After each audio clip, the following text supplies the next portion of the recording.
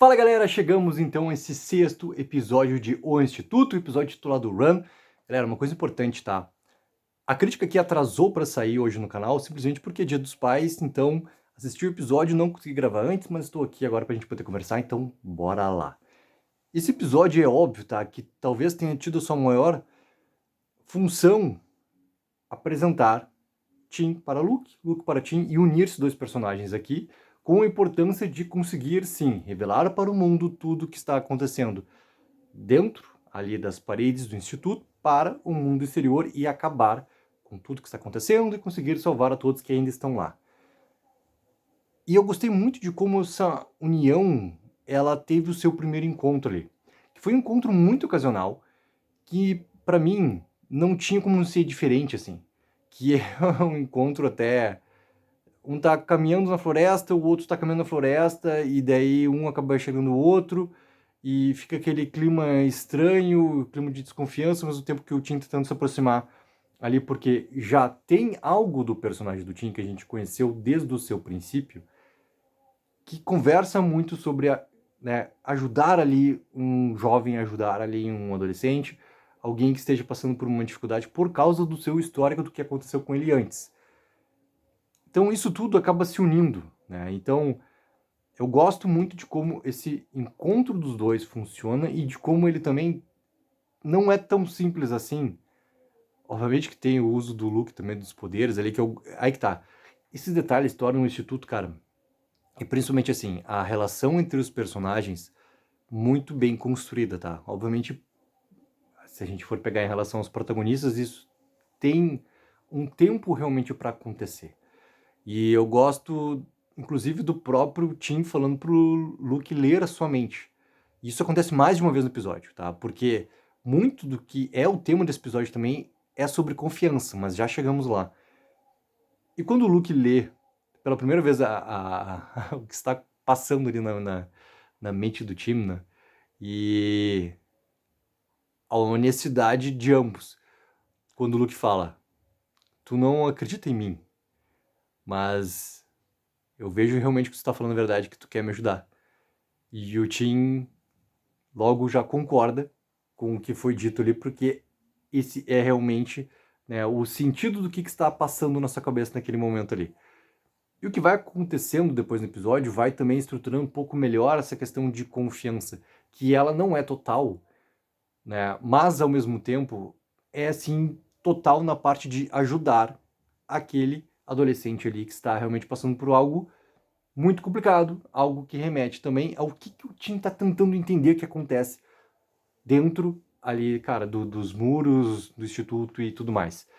Então eu adorei muito isso, cara, e também como a maneira dessa parte, tá?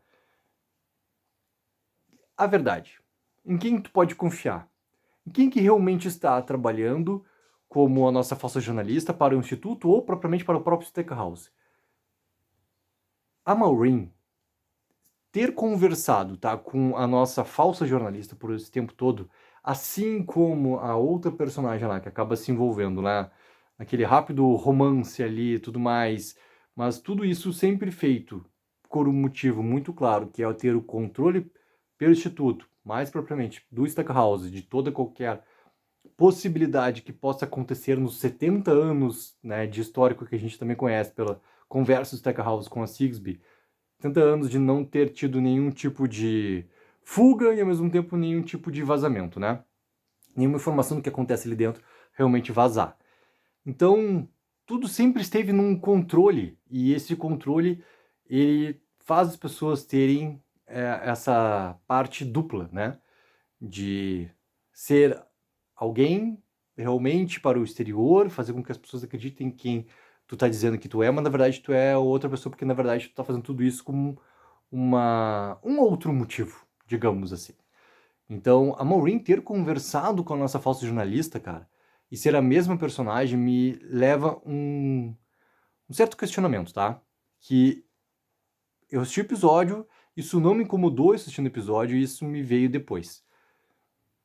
O Stackhouse, ele já sabia sobre a sua agente, né, a gente que acaba matando lá os pais do Luke, que ela tinha ali, querendo ou não, um desvio, e esse desvio podia ser até uma possibilidade ali de acabar sendo um vazamento, né? Acabar expondo o que acontece ali por causa da culpa toda de carregar aquelas coisas do que vê ou do que faz, tudo mais, em nome do Instituto.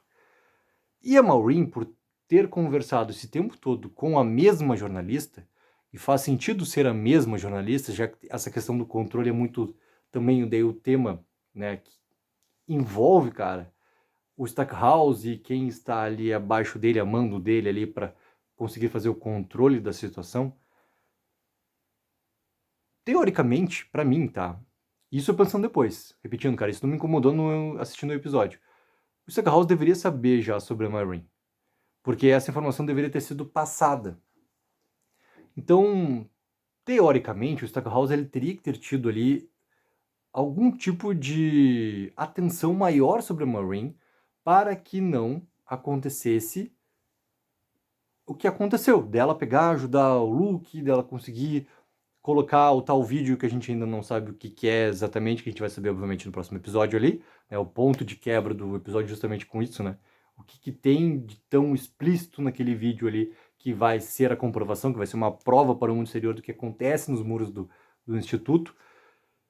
Isso não poderia fugir da atenção do Stackhouse, que teoricamente ele já deveria saber essa informação que a Maureen está conversando, ou seja, a Maureen, assim como a outra gente lá, também tem esse potencial momento de ser um vazamento. E daí, deixar isso chegar no ponto que chegou e ter a fuga do Luke, ter a gravação do pendrive, sabe? Esse ponto do que acontece, do fato da personagem ter chegado e ter conseguido fazer tudo isso embaixo dos olhos do Stackhouse, me deixou com algumas questões assim, cara. Tomara que a série realmente explique que isso não foi uma falha de roteiro, tá?